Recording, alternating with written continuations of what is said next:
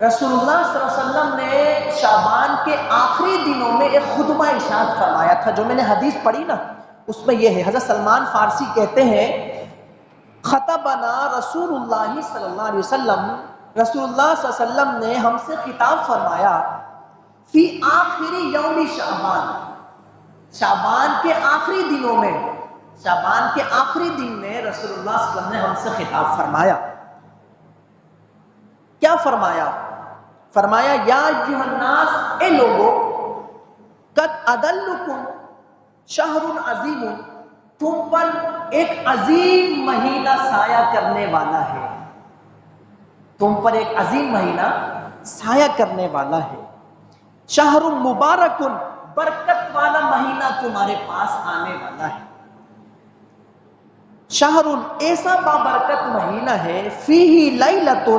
اس کی ایک رات، خیر من الف شہر، 1000 مہینوں کی نفلی عبادت سے زیادہ فضیلت رکھتی ہے۔ رسول اللہ صلی اللہ علیہ وسلم نے جو رمضان سے پہلے تربیت فرمائی ہے،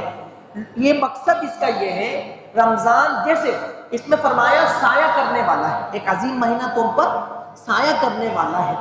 جیسے درخت ہمیں دھوپ سے بچاتا ہے، گرمی سے بچاتا ہے، ایسے ہی یہ مہینہ ہمیں جہنم سے بچاتا ہے، اللہ کے عذاب سے بچائے، دنیا میں بھی اللہ کے عذاب سے بچائے گا، آخرت میں بھی اللہ